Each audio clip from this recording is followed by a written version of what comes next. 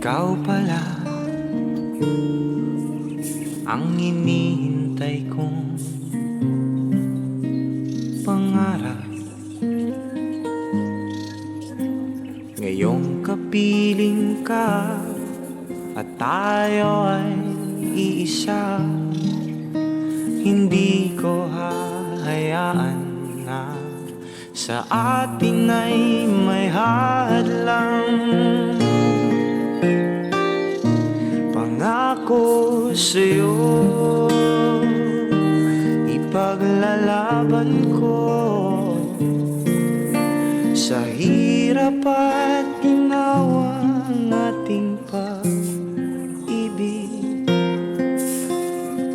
upang di makalayo kailan.